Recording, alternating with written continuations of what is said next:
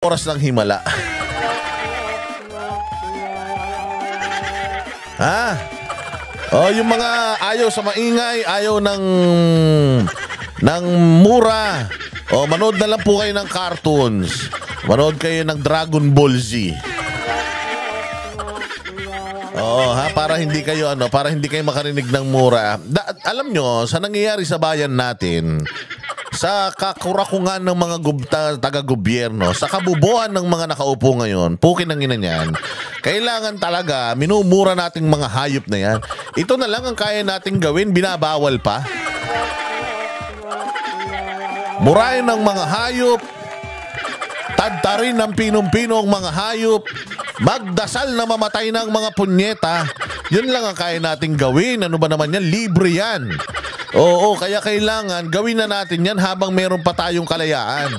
Dahil pagka wala na, tinanggal na nila yung kalayaan, wala na, hindi na tayo makapagsalita. Nakita nyo naman ginagawa ng Kongreso, hindi ba pinatatawag lahat ng mga nagsasalita against sa mga kawatan sa gobyerno. Gusto nila ipatawag. Para pigilan, magsalita. O para pigilan sa palayang pagpapahayag. O kaya kailangan, sabi ko nga, hindi naman ako pala mura noon. No, ako yung nag-start mag-vlog, mga bossing, hindi ako nagmumura, as in. Ang lumalumanay ko nga noon eh.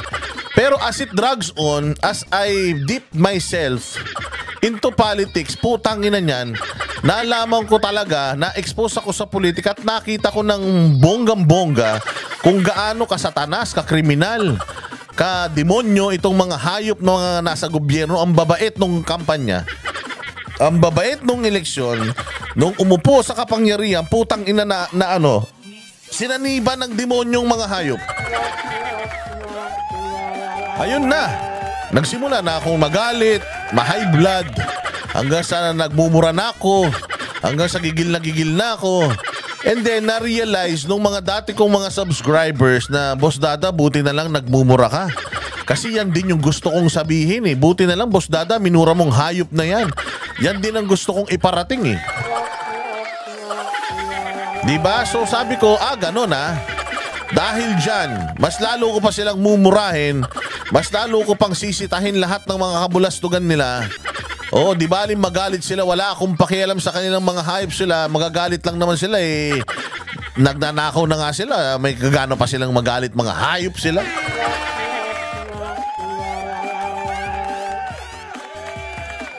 O kaya yun ang aking evolution. O bigla na ako naging ganito. Visit na yan. Dati bait-bait ko. Alam mo dapat magpapari ako? Magpapari sana ako eh. Kaya lang hindi na natuloy dahil sa hayop na politika na ito.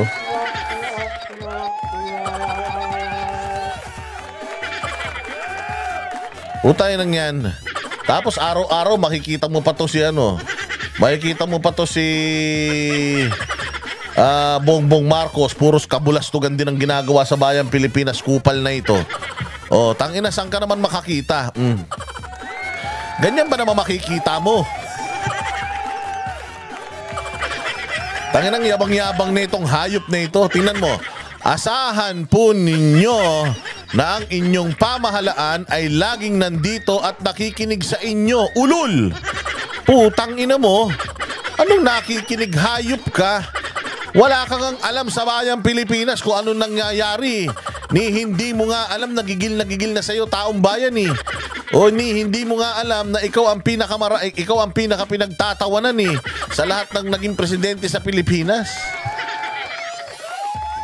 Puta, ito pa matindi ha. Kaya't huwag kayong mahihiya kapag kayo'y may pangangailangan. Sabihan nyo lang itong ating mga LGU. Ulul! Putang ina niyan. Pag meron daw kayo kailangan, pumunta lang daw kayo sa LGU. Gunggong. Putangin yun, pupunta ako doon. May kailangan po ako. Sabi po ng presidente, pumunta lang ako sa inyo. Putangin, anong klaseng yan? Anong klaseng utos yan? Gago, hindi nangyayari yan. Putangin, lokohin mo lelang mo. Hindi ganyan ang Putangin, ginagaya mo na naman kasi si Duterte. Alam mo, si Duterte ganito siya nung presidente, no? Kami po ay trabahante ninyo. Ganun si Duterte. Hindi kami ang pagsisilbihan ninyo. Kami ang magsisilbi sa inyo. Kaya sa mga Pilipino dyan, kapag nakita nyo na pumunta kayo sa mga ahensya ng gobyerno, pabanjing-banjing ang mga kupal na mga nasa ahensya ng gobyerno na yan, pabanjing-banjing, mabagal kumilos, pasimasimangot, sampalin nyo. Sabihin nyo, utos ko. Kasi kami ay dapat nagtatrabaho para sa inyo. Sinusweldohan nyo lang kami. Kaya may karapatan kayong magalit sa mga tamad na mga empleyado ng gobyerno. At ito yung number ko, 888. Lahat ng mga kupal na mga nasa ahensya ng gobyerno magsusungit-sungit. Puta, isumbong nyo sa akin. Tatanggalin ko yan. Pagsasasampalin ko pa yan. Ganon. Bongbong, ganon magbigay ng ano.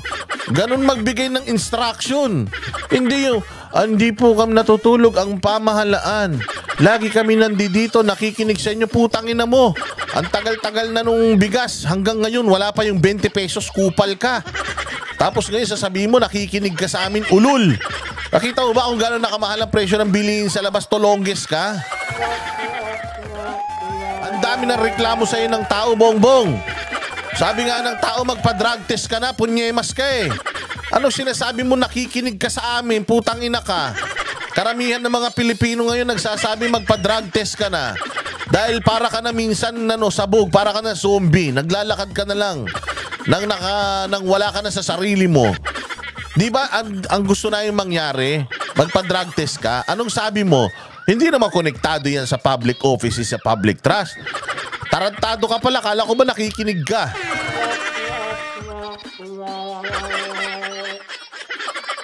Tangin na to, fake news talagang hayop, no? Hari ka talaga ng fake news. Wala ka nang matinong sinabi sa buhay mo, ah.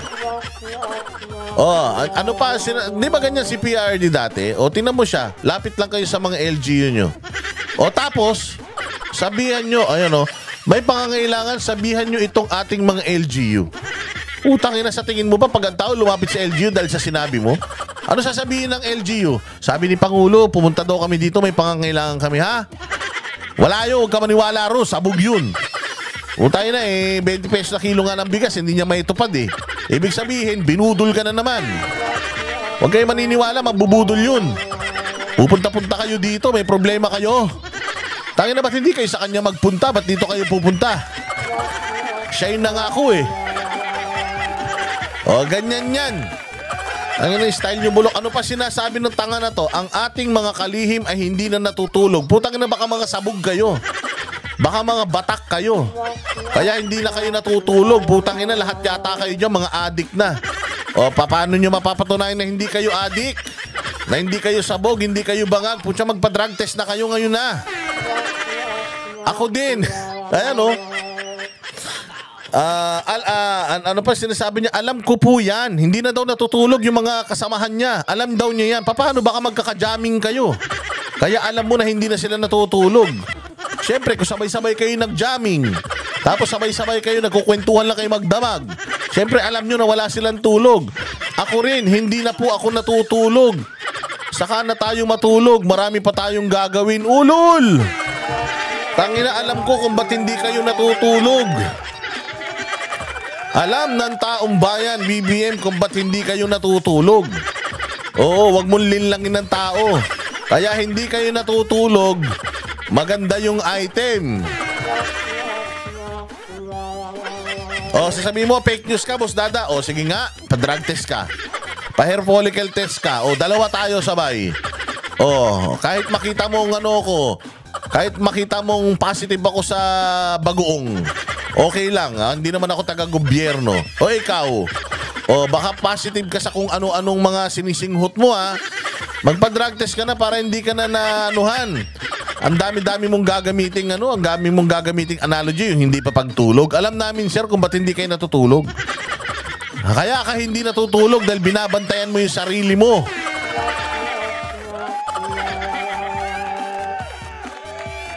Ayaw mo siguro matulog dahil pag napikit ka, nananaginip ka. Siguro hanggang sa panaginip mo, minumura ka ng taong bayan kaya puro bangungot ang inaabot mo dahil ang dami nagdadasal. Naku, sana bangungutin ng hayop na ito. O, alam mo yan, kaya hindi ka natutulog. Kasi pag natulog ka, baka hindi ka na gumising, baka huling tulog mo na yan. O, ayan mga boss ha. O, ayan na nga mga boss. So, tingnan yung maigi. O, dahil ayan, si BBM hindi na daw natutulog. Hindi na daw natutulog dahil siya daw po ay nagtatrabaho, masipag daw siya. Utang ina mo. Paano ka naging masipag? Wala kang nga nagagawa sa bayang Pilipinas eh. Tayo nakatatlong taong ka nang nakaupo sa pagka-presidente, wala ka pa nagagawa eh.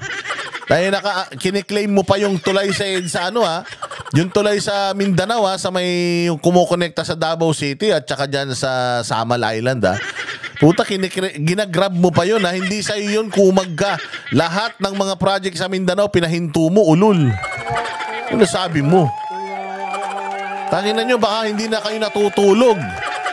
Dahil iniisip nyo kung paano ubusin yung pera ng Pilipinas. Aba, mantakin mo, according to Attorney Vic Rodriguez, January pa lang, 65% ng pera natin, inubos na ng mga hayop na yan. 65% ng pera ng Pilipinas, putang ina, nilustay na nila. Hindi naman nilustay, baka naman nilagay sa mga proyekto. Putang ina proyekto, January pa lang, ubos na.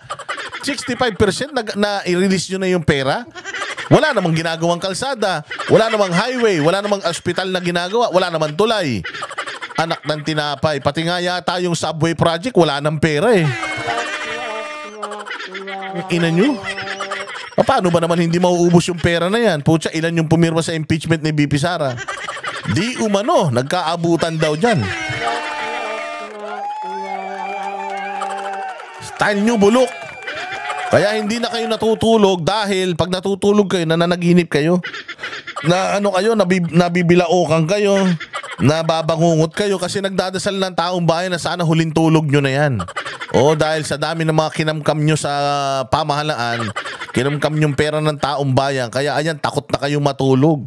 O kung ano-ano ng mga tinitake ninyo para hindi na kayo makatulog. Kapal ng mukha mo. Kami ang boses ng masa, hindi natatakot. Katotohanan lang, di kami nalulunod. Walang bahid ng sismis, lahat ay totoo. Kahit sino ka pa, pag mali ka babanatan ka. Walang pinipili kulay, wala kaming kinikilingan. Basta para sa bayan, kami lalaban. Pag tama palakpakan, pag mali banatan. Di matitinag, di matatakot, para sa bayan tuloy ang sigaw. Sa harap ng kamera, walang halong takot. Mga baluktot, lahat kayo'y tutumba. Ang hustisya at totoo, yun lang ang mahalaga. Kahit sinong harang, di kami matitinag.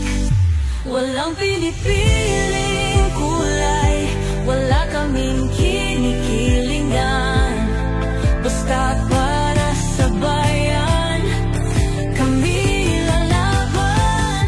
Pag tama palakpakan, pag mali banatan. Di matitinag, di matatakot, para sa bayan tuloy ang sigaw. Kung nasa tama ka, ikaw ay aming kasama. Pero pag mali ka, handa ka na bang mabasag? Banateros kami, walang inuunan. Dahil bayan muna, bago ang sarili.